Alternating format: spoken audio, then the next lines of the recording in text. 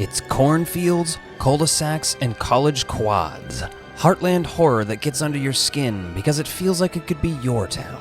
September is here, Halloween is fast approaching. So tonight we're counting down my top 10 Midwestern horror movies. I grew up in the Midwest, so I have a lot to say about these movies. Lock your doors and let's get into it. There's nothing cute about them all. Number 10, Critters from 1986, takes place in Grover's Bend, Kansas.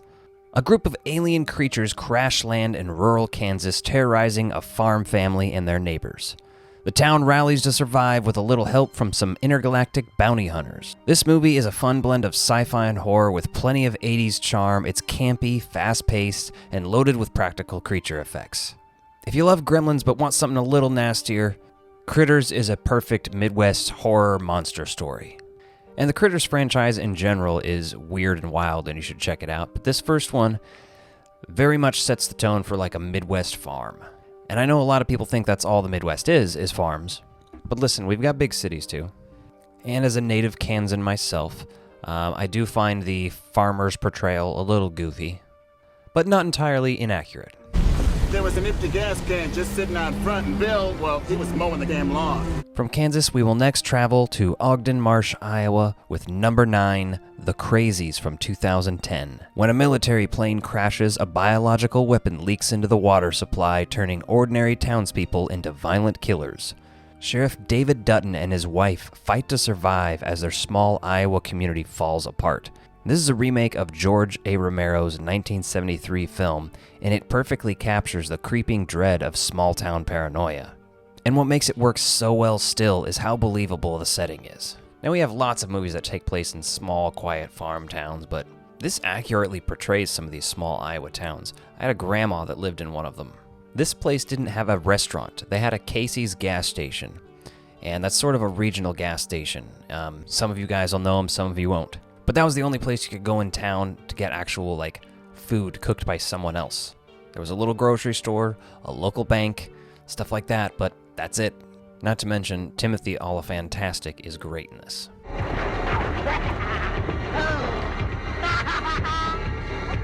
And from Iowa, we head to North Dakota with number 8, Leprechaun from 1993. A greedy leprechaun awakens to reclaim his stolen gold, terrorizing a group of locals who just want to stay alive. Jennifer Aniston, in her film debut, finds herself battling the pint-sized villain with a taste for mayhem. Though it does lean heavily into the dark comedy, Leprechaun has earned cult status for Warwick Davis's over-the-top performance.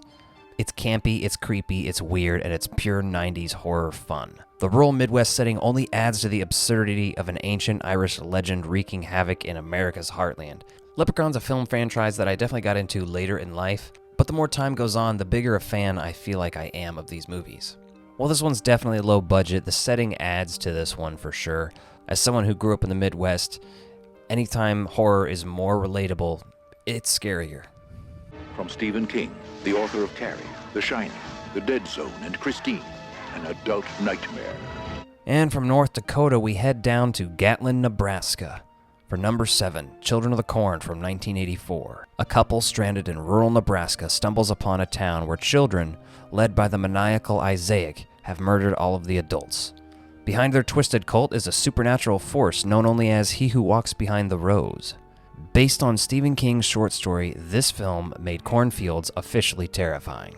The idea of kids turning against adults is already chilling, but placing them in the isolated emptiness of the Midwest makes it unforgettable. The endless rows of corn become a character of their own, suffocating and surreal, and I just gotta say, this franchise has become so iconic. Now, mainly it's really just this first film. All of these films you could probably put on this list, but the first one's the one that's really worth watching, and I actually just acquired the other ones, and I've seen bits and pieces here from some of them. 1 or 2 of them I've watched all the way through, but it's been so long I don't remember. So I'll definitely go back and check those out again, but that first one is classic. Linda Hamilton can do no wrong. Some of the filming locations for this actually aren't super far from me, so I actually do want to go check those out, because it was filmed in Iowa.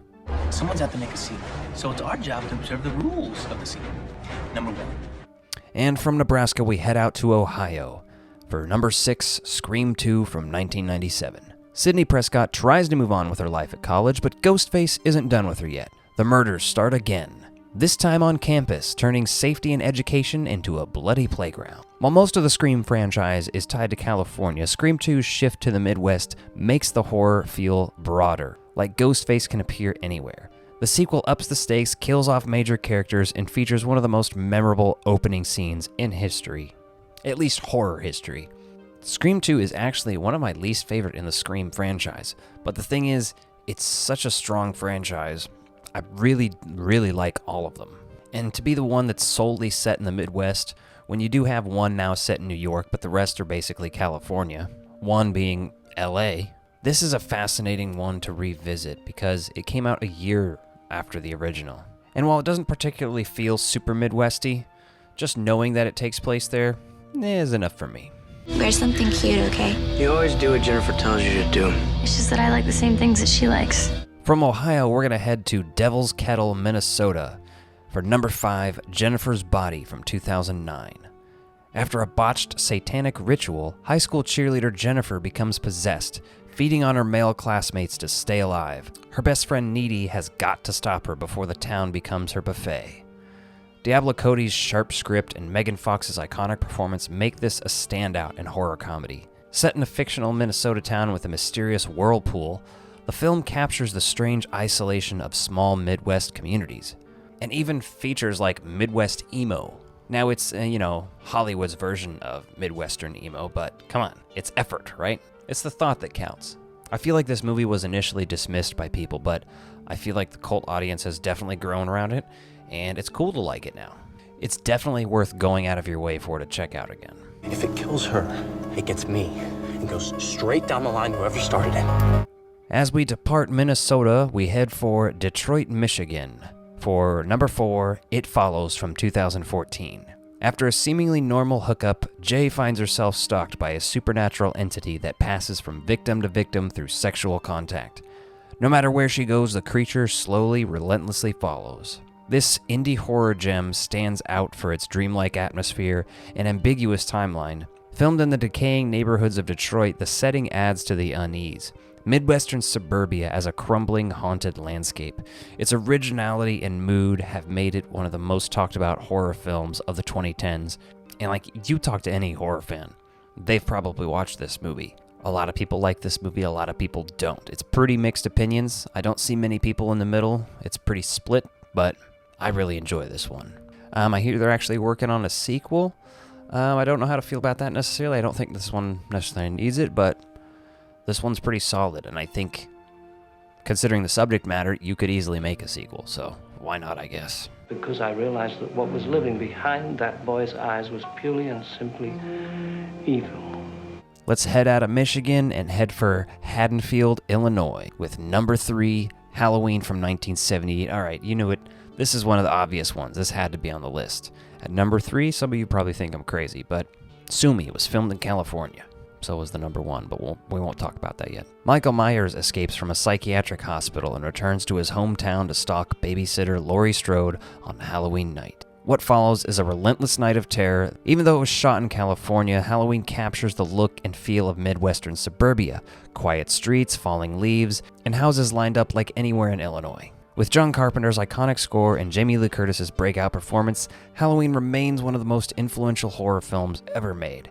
Listen, while Freddy and Chucky might be my favorites, who doesn't love some Michael Myers? The original Halloween is one of the best slasher films of all time, one of the best horror films of all time. And John Carpenter is a legend. This movie does feel very Midwestern, regardless of being shot in California. Like, the actual setting, when you see Michael Myers creeping out or driving down the street, that feels very Midwestern to me. I don't know.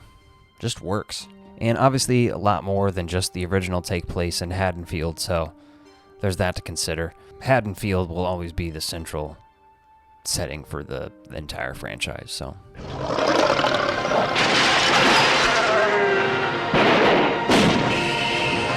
We head out of Illinois and back to suburban Iowa with number 2, Fright Night from 1985. Now, according to the novelization of Fright Night, this actually takes place in Rancho Corvallis, Iowa. People confirm this movie actually takes place in Iowa because Peter Vincent has an eviction notice, and on it, it confirms the address is in Iowa. Teenager Charlie Brewster discovers his charming new neighbor is actually a vampire. With no one believing him, Charlie recruits a washed-up horror host to help him fight the supernatural threat next door. Though best remembered as a vampire movie, Fright Night thrives on its suburban Midwest setting. The idea that monsters can be hiding behind the picket fence next door. The mix of humor, scares, and strong performances from Chris Sarandon and Roddy McDowall make it a classic. Easily one of the best vampire movies of all time, but if we're talking Midwest horror, Fright Night is up there. Now, I'm pretty sure they shot most of this on backlots in California, but it kind of does work, you know what I mean? In that weird, like, 80s way. But Charlie, Brewster, Evil Ed, all these are very much Midwest characters. That's the way they feel to me. The kids of Elm Street don't know it yet, but something is coming to get them. Coming in at the #1 spot, we are heading from Iowa all the way to Springwood, Ohio. A Nightmare on Elm Street from 1984. Freddy Krueger, a burned victim with a razor-like glove. You know what? I don't think I need to really summarize A Nightmare on Elm Street here for you. But what I will say is, my God, this has got to be a more iconic setting than Haddonfield, right? Am I crazy in saying that? I feel like anybody who makes this list, obviously Springwood and Haddonfield are going to be on the top of those lists. And while I think Halloween might mask that it's shot in California a little bit better, I'm talking to you, palm trees and A Nightmare on Elm Street. Everything, minus the palm trees, is amazing about the setting in Nightmare on Elm Street. It really works. Midwestern slashers is like my bread and butter, okay?